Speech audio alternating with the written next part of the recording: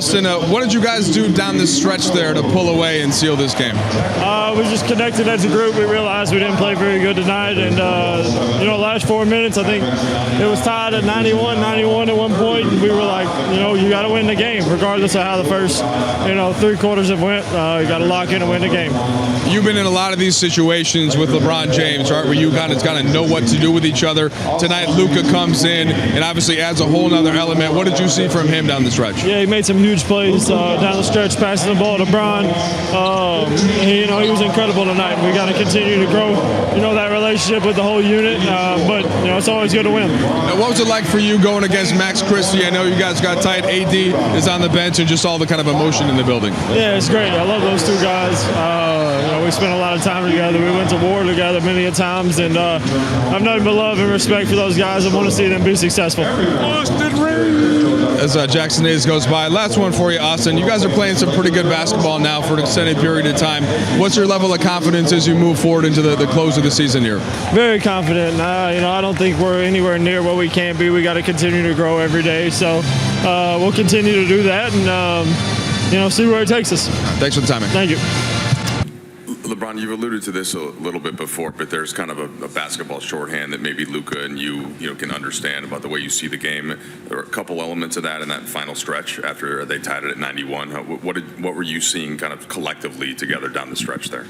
Well, just trying to make the right plays at the right time. I think over that last 5.5 defensively, we buckled down, we got stops, and then we just wanted to execute. Obviously we still getting familiar about what, our late game package is, where we guys need to be, where we need to be able to execute and get great shots. And, we did that. We did that in that final stretch. LeBron, there was obviously a lot of anticipation for this game and this matchup. How did you feel that Luka handled the emotions tonight? As well as you can. Obviously, it's a lot of emotion that goes in when you give so much to a franchise and you sacrifice for a franchise, and you have that type of love and respect for the franchise.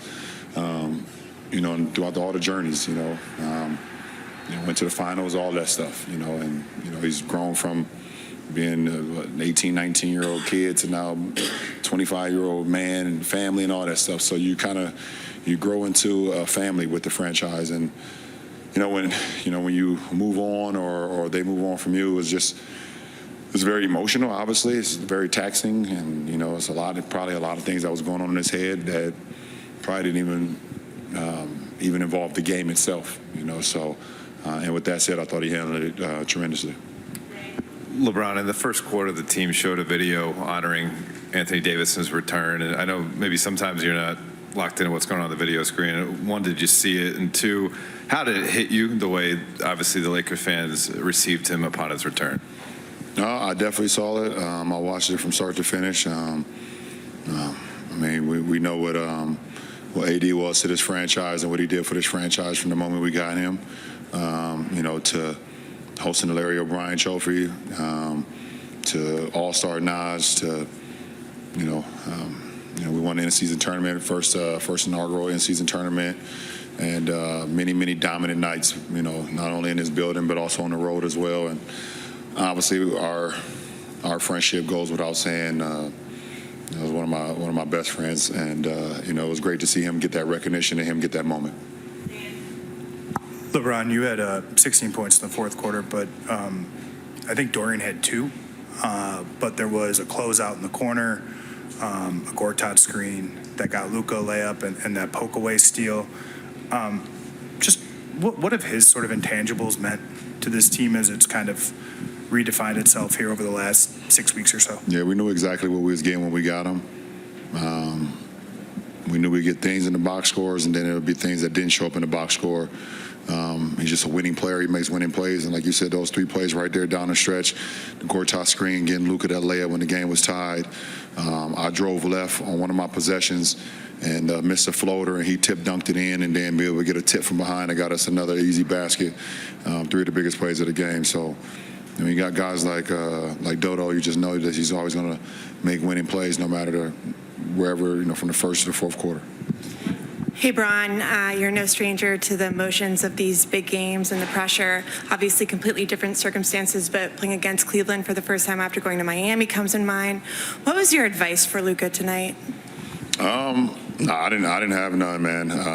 Obviously, we understood as his teammates that we wanted to try to get this win for him. Obviously, we know what transpired not too long ago. So, as his teammates, we wanted to try to back him no matter how, in any way, shape, or form, on the court, off the court, whatever, and I'm happy that I was, along with my teammates, able to make a couple plays down the stretch to get him this win. I know it's probably won't say it, but I think it means something to him for sure. Anytime you face your former team, you spent 7 years with them, I believe. So it's tough. LeBron, JJ said that he feels like you're playing at an all-defensive level right now, and you guys have had the best defense in the NBA since mid-January. What's fueling that extra pep? Do you see yourself as a driver of that? Obviously, it's a collective thing, but I take that side of the floor very seriously. I take my matchups, very seriously every night, and to be able to, get stops in this league, it makes your offense that much better. But it's just an individual pride for me. I kind of key in on my matchups. I key in on the pros and cons and what my guys want to do along with other guys, because it's a lot of switching that goes on in this league. You're different matchups, so try to read the scouting report along everybody and just make it tough. So, yeah. LeBron, JJ mentioned that throughout the game at various points he didn't feel like you guys are most organized, but were able to find that organization offensively late. I guess what helped you guys find the offensive organization? I guess what's the process been like the past couple of weeks trying to, consistently find that process-wise? No, it did happen, and it was still early in the process, so, it will happen. I mean, obviously the trade happened, and I think we had, 2 games before the break, so... we had 2 games before the break, and then we had a week off, so that doesn't help the process of us, building that camaraderie and building the things that we want to do offensively. So it will come in every game, in every film session, every practice shoot around, we'll get an opportunity to be better and better. And I thought, in the last stretch when that game was tied, it showed what we're capable of. So we're going to have to just build off of that. LeBron, so many times you talk about the process. What was it about the process that helped you this evening? Just staying even keel, no matter what's going on in the game. We know teams are going to come here and they're going to play well. We knew they were going to play well. They didn't play as well as they would like to the other night versus Golden State, so we know we're going to get their best shot no matter who's in the lineup. So it's just about staying even keel, no matter if you're up 16 or you're down or you're tie game. How can you be as the best you can be on that possession and then the possession going forward? And I thought we followed that process and it allowed us to win the game. Hey, Bron. J-Kid said before the game how the great ones can block the noise out and overcome. Do you agree? And if you do, you're a great one. How do you do it? Yeah, I mean, it takes time. Jay is definitely right. But it takes time to be able to, go through experiences. I think the best teacher in life is experience. And, I guess when you first start off, you're not great. But that's your aspiration, that's your goal, and you want to become great. But you have to go through adverse moments. You have to go through things that you maybe haven't seen before, so if that happens again, you know how to handle it and how to channel it. So J Kidd is definitely right in the sense of being able to block out the noise. You may see it, you may hear it, but you still have the ability to kind of keep it at bay and block it out and keep the main thing, and that's the job at hand. Until you want to let it go. So, but J Kidd he's awesome. I appreciate it. Luka, how did you just handle the emotions of the day and playing against your former team? I don't know, honestly. I don't know. It's just so weird, the moments. I felt like I don't know what I was doing. And I'm glad we got the win. The last 5+ minutes, you and LeBron, there's a lot of different interactions on the court, and you finding him and vice versa. What was that like for you, and how are you starting to develop this chemistry so soon? Yeah, JJ said in timeout, let's get organized. And once we get organized on offense, we got a lot of weapons. So that was really big, and he's doing that at 40 years old, which is insane. The takeover in fourth quarter was unbelievable to watch. Luke, I want to ask you about a specific sequence with LeBron in the fourth. After Clay had hit the three to tie it, you're posting up Christie. You pass it back out to the three to LeBron. LeBron like throws it back into you to repost. Eventually, you find him open and he hits the three. But just what was that kind of interaction like there for you? I think I talk a lot about patience. I think that was one of the best examples about patience. We kind of went back and forth. We expected the doubles, so we just think patience. Luka, JJ's talked about the blackout episodes, and midway through the first quarter, you hit those back-to-back threes. They take one away, but kind of turn and How is that even possible? you turned and let out that roar, and it seemed like you were kind of hyping yourself up. I guess JJ said he felt like you were kind of going through it in the first few minutes of the game, and then you started to stabilize a bit. Like, what was going through your head at that point? Honestly, I can't remember. It was just a lot of emotions, not much sleep, but it was just, I can't even explain what. It was a different game. Like I said, sometimes I don't know what I was doing, and I'm just glad it's over, honestly. Luka, obviously the emotions and stuff from the trade and the 7 years you've spent in Dallas aren't going to be undone in a night. But does playing them and being able to kind of put at least a tiny bow on it, does that help you, or do you think that will help you as you move ahead now that this is like out of the way? Yeah, it definitely will help me. I think, especially like I say, I'm glad this game is over. And just a little bit, like you said, it's definitely going to help in the long process. Luka, coming into tonight, a lot of your teammates expressed excitement for you to have this game to come to be a play against the Mavericks. What did their excitement do for you? I guess how did you feel? I guess their energy, not just tonight, but coming into tonight for you. Sorry, can you repeat? How did you feel your teammates' energy, I guess, galvanize around for you coming into tonight?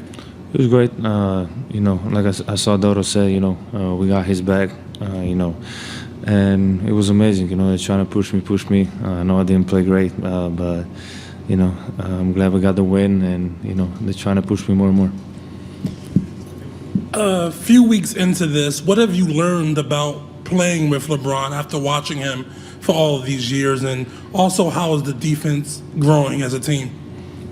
Yeah, I think our defense has been, we're playing at a high level, but I know a lot of things about LeBron. Just watching him every day, I can learn so many stuff, and it doesn't change my mind. He's an amazing guy to watch and play with him. Hi, Luka. Just a two-part question. One, I don't know if you saw Nico Harrison was there on the court when you were warming up, and then sitting right behind the Mavericks bench. If you thought about going over to him or saying anything to him at all, and then just the second part is, have you ever had anything like this trade happen to you in your life? Like whether, I don't know, a breakup or something like that. Have you ever had anything like this experience? No, definitely not. That was different. I definitely didn't have like that. But yeah, I didn't see him at warm-ups. Not at all. Not at all. Just in the warm-up. Luka, you said you didn't play well. You still had a triple-double. Can you describe what was it about your emotions that you were struggling with? And you said you had lack of sleep when you look back at this game. Like I say, it's a weird game, different game. But I can't even explain what kind of emotions were. It was just a lot of emotions, seeing the guys out there, seeing the guys I played. I went through a lot with the guys, so it was fun.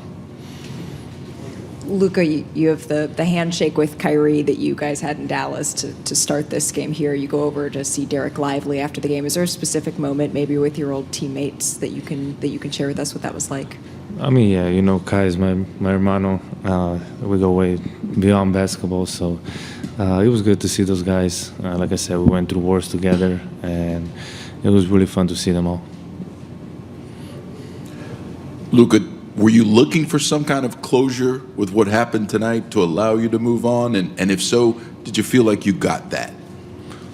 I mean, the closure is going to take a while, I think. It just...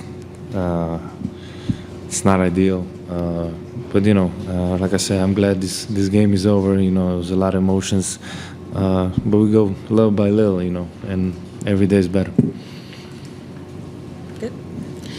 Luka, if I could take you away from basketball for just a moment, you've mentioned the joys of being a dad. When your baby girl gets older and she's facing a new transition in life, what advice do you think you'll give her?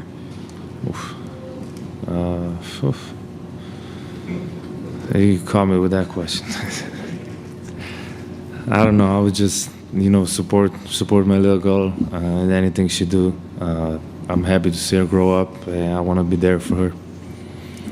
Luka, buenas noches ahora en español, sobre cómo viviste las emociones de este partido desde previo al juego, el saludo con Kyrie durante el juego y después poder celebrar la victoria con los Lakers.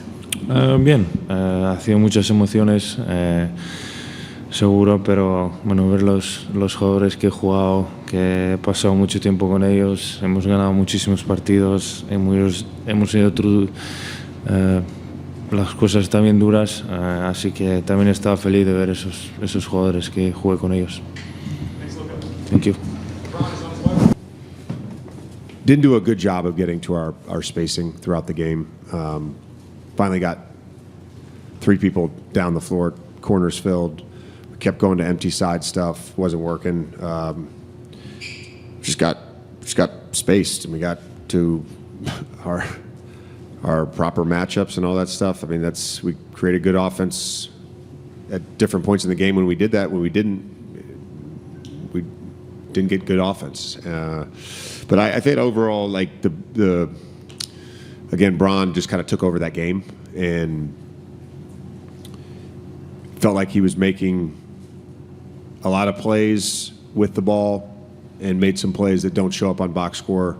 And our guys' defense that last 5.5 minutes to hold them to 8 points, our guys were just scrambling everywhere. And Bron was sort of at the head of that, made a little adjustment in that timeout with Luka's coverage, just put him in a drop and just a little curveball, and thought we did a good job with that. And then, we don't win the game if Bron doesn't take over, and we don't win the game if Doe doesn't make 3 massive plays. Again, another one that won't show up on a box score, but Luka drives against the switch. He sets the Gortat screen. Luka gets the layup.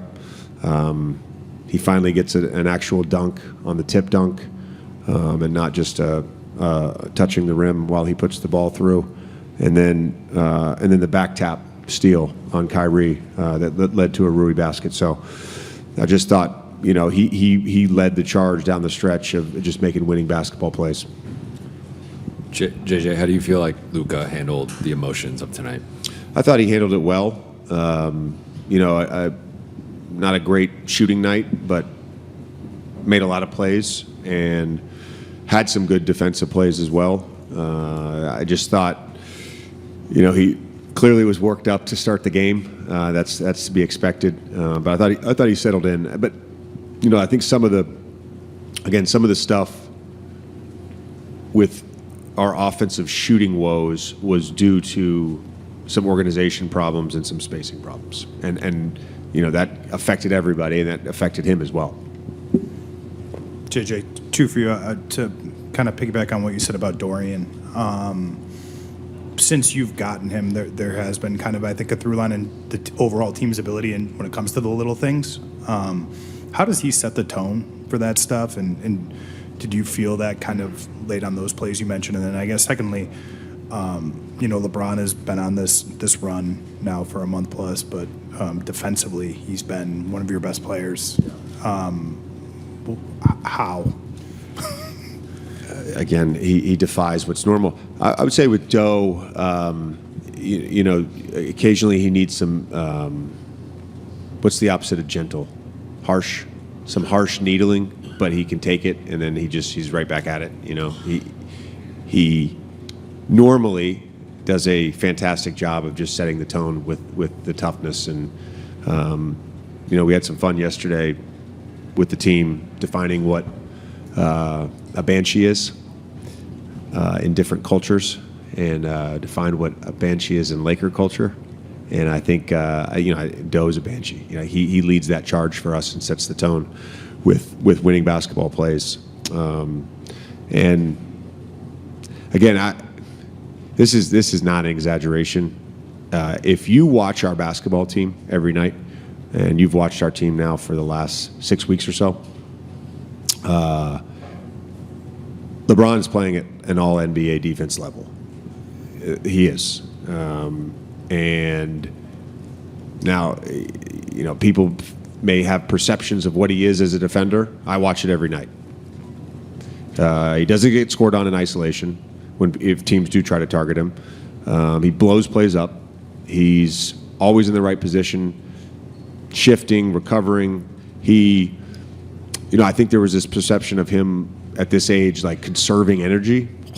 No, there's no conservation of energy on that end of the floor. He's played elite defense now for a while. JJ, you mentioned one of your previous answers to your left. Yep, there we go. You mentioned one of your previous answers that you guys, it took you a while to get organized offensively. Didn't really happen so late. You mentioned the spacing.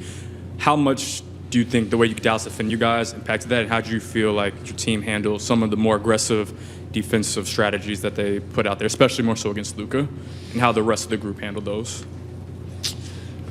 Yeah, there was some good stuff that came from the doubles on the empty side posts, but overall, I just didn't think we played well out of that. And then on the fires from the top, really just very undisciplined with our spacing, and that led to some tougher shots, some late clock situations. Again, last 6 minutes, we were very intentional about what we wanted to do. We had a good group in there to get spacing with 5 lasers out there. So I think somebody always just had to sacrifice and get to the dunker, but Rui got the layup with 1:05 to go, and Doe gets the tip in, and Braun gets the follow dunk as well. Like we did a good job of just being organized. JJ, when you guys made the trade in early February, this game's on schedule. Like, we know that you're playing the Mavs tonight and then April 9th. How does it feel to have it, I don't know if out of the way is the right terminology, but you've made this step, you got the win, and now you move on to the next stage of the season? Yeah, I think there's, it's not just for Luka. We talked about it before the game with the group. It's Max and it's AD, and we kind of just got to embrace it. It's just a little weird. It just naturally is. I've never in my life of playing basketball went to another team and then played them the first time and been like, oh, this is just another team. No, it isn't. So it's healthy actually just to acknowledge it and embrace it, and then you play the game, and then you never have to do that again.